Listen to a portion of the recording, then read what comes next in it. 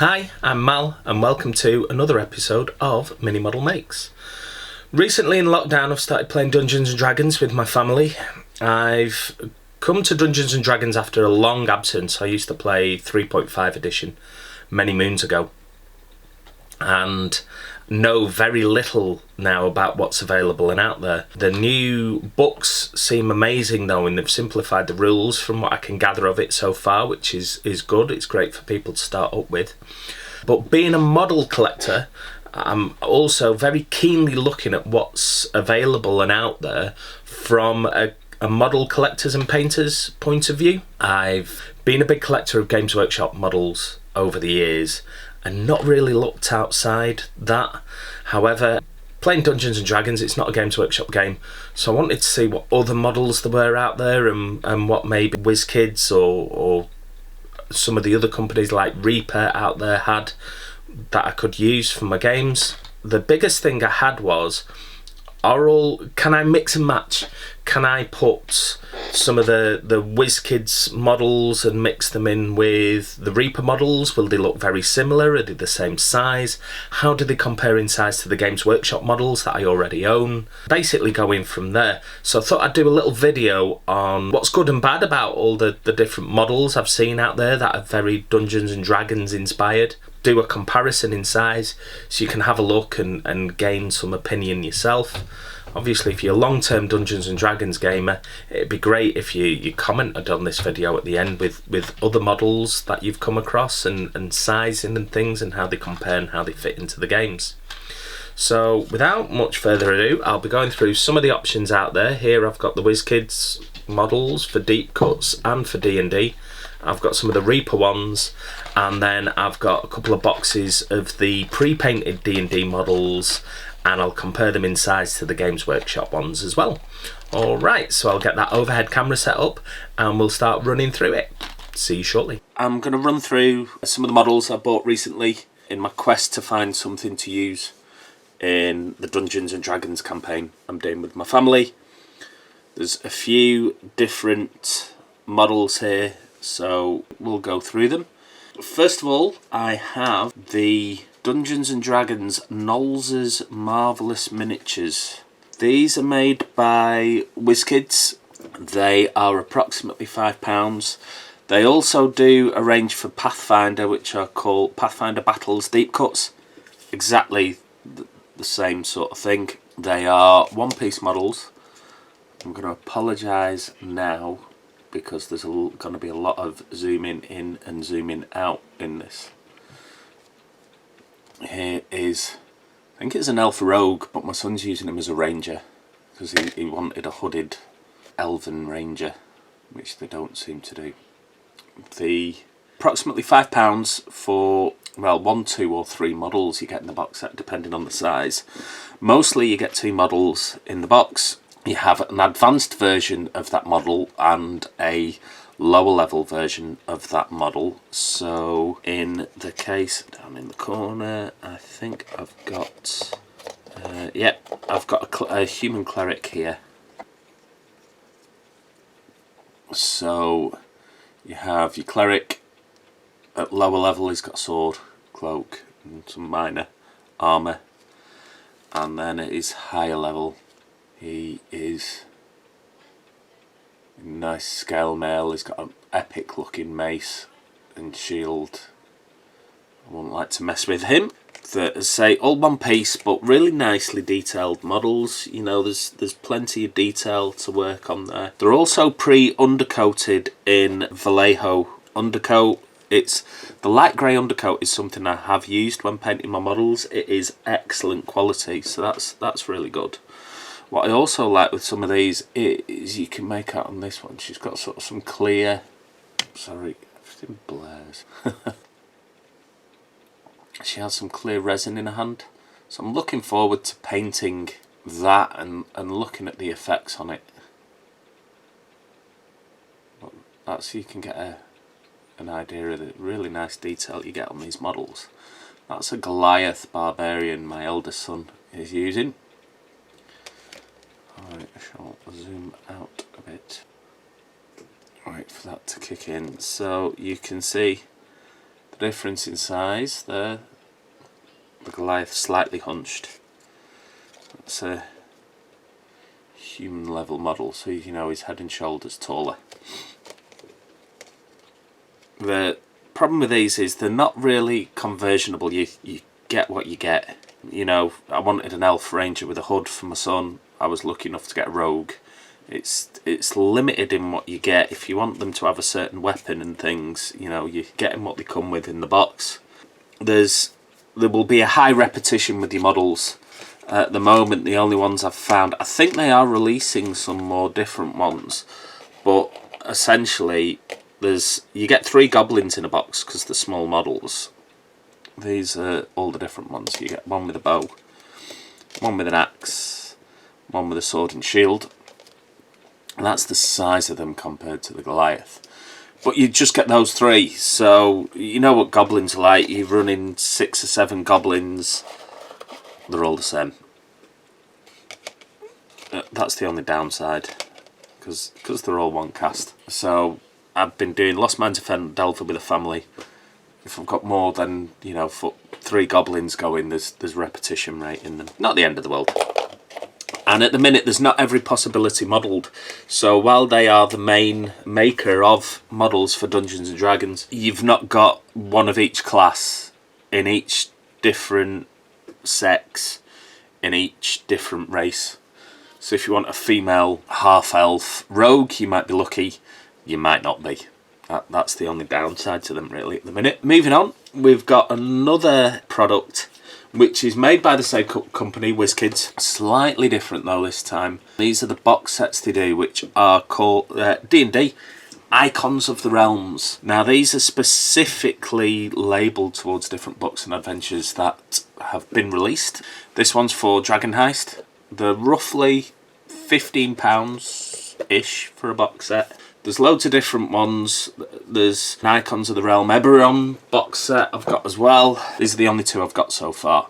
I've seen other ones for all the books like Tyranny of Dragons, there's monster ones, there's Volo, Mordenkainen's Foes and things. Roughly all in the £15 mark. You get a box, you get 3 small or medium models to each box and a large model. Completely random what you get in that box set. I've got a direwolf as my large model.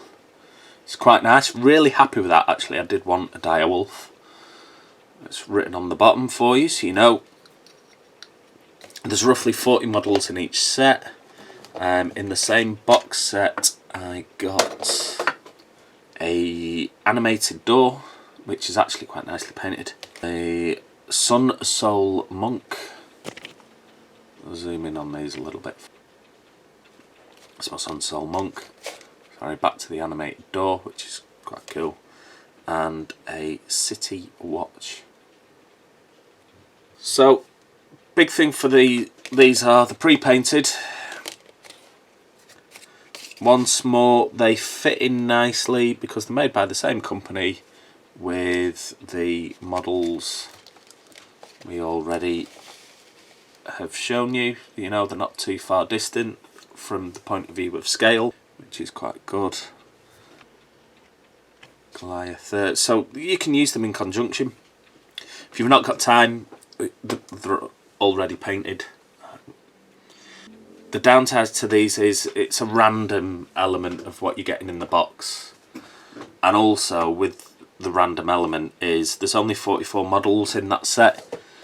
While it's good for supporting that particular box set, say you want goblins, there might not be goblins in that set of 44 that you're looking for really. They're difficult to get hold of specific boxes. It's 2020 at the minute, I'm coming to D&D quite late. Probably what they've done is each main release or each book release they've released some of these models. And as time goes on they've not reprinted them. So they're hard to get. I find it really difficult to find box sets that are still in the £15 bracket. Or in the case of some of them, I've found some in Europe, but you know, they want €20 postage on top of the boxes themselves, which is a bit daft. I'm not going to start paying that. And of course you've got scalpers. So there's people out there who's selling these box sets now for like 50 quid each or whatever, knowing that people want to get them. There are a few sets that they've done as well, knocking about. Here's a Bugbear I think it's the Cave Defenders set. There's a few more. Once again, pre-painted. You're not rushing. That one's actually not too shabby. It's quite a decent paint thing on there, and it fits in nicely with the size of the Knowles' models. On a slightly different perch now as well, here's one in a box. This is a Winter Wolf I've got. You can see that's a larger model, so you just get one in there. But really impressive, really nice detail. Massive wolf, which is cool. Now, the next ones I want to look at...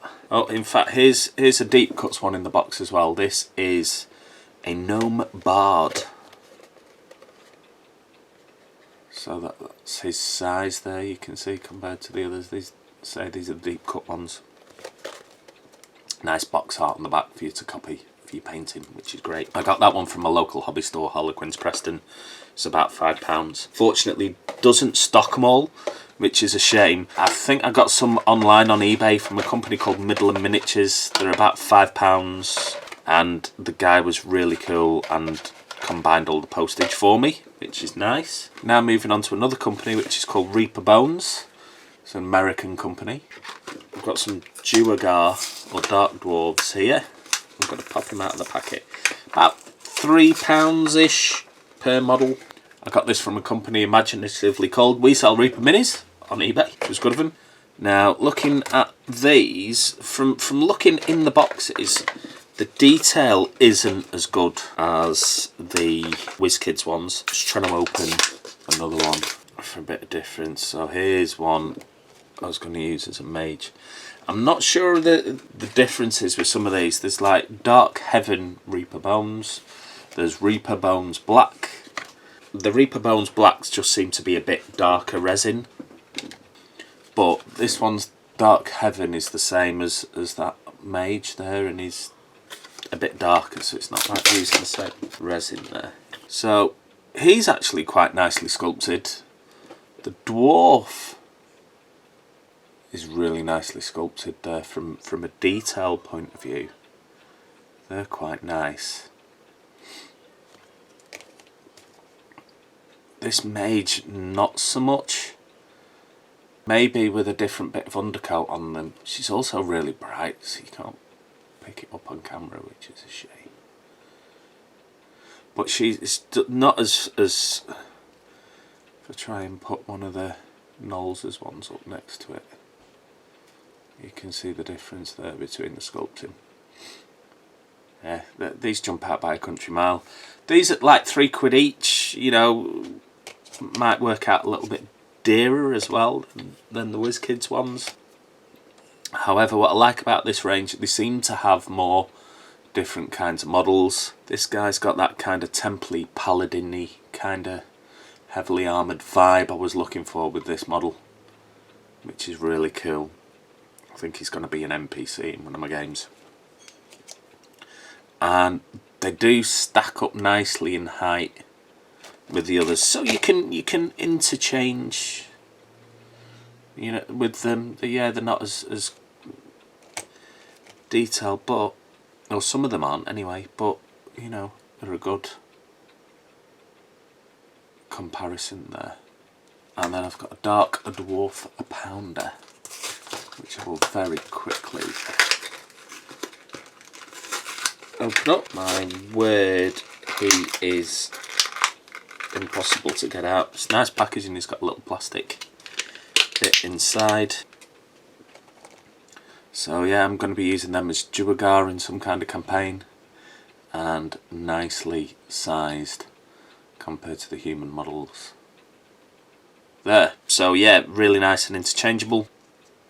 They fit the D&D aesthetic as well, which is really good. Okay, and then finally moving on, we've got some of the GW Games Workshop Citadel models. I'm a massive GW fanboy, have been for years, all my life. They are the models I've got. They're really hard, really easy to get hold of in the UK. Really good painting support and things for them. The problem with GW is they're really pricey. The models, although they're amazing plastic, amazing detail, best in the market, it can cost like up to £20 for a single model, or even box sets, quite a lot. They don't fit the D&D aesthetics. The models don't look the same. The goblins don't look like goblins, etc, etc. The dwarves are kind of similar though. They are quite expensive for box sets or even single characters. It can be like £20 UK. Can be less, can be a bit more for a clan pack with a model in, or you can get box sets of them for which work out slightly better pounds per model. The thing you say is you get what you pay for. They're amazingly detailed, absolutely superb models. Played all the games, worked for them at one point many moons ago. They really do make the best models out there. They're really well supported with the painting videos and the paints and all the other bits and pieces and scenery for them that you can get, which is good. What I've noticed though is in recent years they are creeping up in scale. Here's Dwarf and one of the Stormcast Eternal models, which I've painted up. It's really nice. In comparison to, you'd be using this guy as a human paladin really, and he absolutely dwarfs the Elven Ranger there. Even if I get the Goliaths are obviously 7 to 8 foot tall. He's taller than the Goliath, so from a scale point of view they're not going to work with the Nolz's models or the Reaper models as well as anything if you're really into your scale, which I know a lot of modelers are very exact with what they want to do. What an amazing paladin he would make though. Look at him, he's superb. The other downside to Games Workshop models are that they don't fit the Dungeons and Dragons aesthetic. They've got their own IP. Their ogres are not D&D ogres. Their goblins are not D&D goblins. Some people aren't bothered about that as well. You can get plenty of a box of goblins from Games Workshop, which is good. The other thing, because it's their own IP and it doesn't fit the aesthetic, you're going to struggle. Games Workshop don't have bugbears. They don't really do a lot of the monsters that you would find in D&D. Some of them do. They still have like Chimera models and Hydra models and stuff, but no owlbears, no bugbears, nothing along those lines. So the other thing I can say about these models is because it's Games Workshop, there's quite good convertible potential for them. Some of the model kits, you're building them and putting them together, so if you want something with a certain weapon loadout, it's probably easier to do it with Games Workshop's models than it is with the Nolz's ones, which is got in the box really. So what I will do finally here is I'm going to line some of the models up. Sorry, I'm going to be panning out again. I told you it was going to be one of those videos where everything goes in and out and the other. The dwarf's actually not too bad in scale. If you look, there's my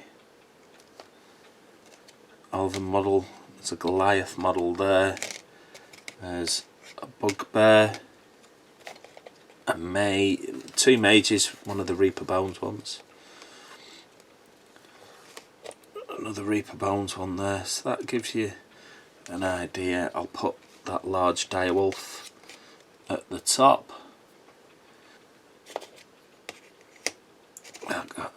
I'm wondering if I can actually paint over these, give them a better go. I'm not the best painter in the world, I'll be quick to admit, but I think I can do better than some of these ones I've bought. So there we have them. The impressions I'm getting as someone who's just starting off down the path of running a campaign with my family on a Saturday night, I'm probably going to go for the Nolz's and deep cut models as much as I can and start painting them up. I'm going to try and hunt down some of these. I know they're not the best paint job in the world, but I'm not going to be able to paint everything I want to. My hobby time's quite limited at the moment. Plus I've got loads of Games Workshop models to paint as well for videos. So I'll probably try and buy some of these if I can get hold of some of the boxes quite cheap, and they've got the monsters in that I need for my quests. After I've finished this quest with my family, I'm going to start running my own campaign, so I'll have a little bit more flexibility probably over the models I need or could use and get away with.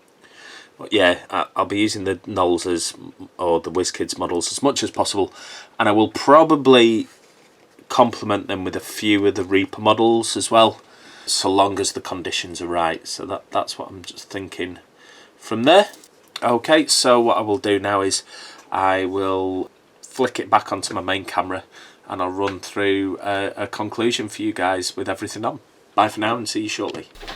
So there we have it. I've run through all the different models that are out there, given you some options, maybe made you think about what you can use in your Dungeons and Dragons games, and done the comparison of the sizes so you can see basically how everything matches up if you can mix different companies' models and things together, and just giving you a few ideas of what's out there really and what you can use for anyone who is starting to play Dungeons and Dragons, which is from the same viewpoint that I have at the moment.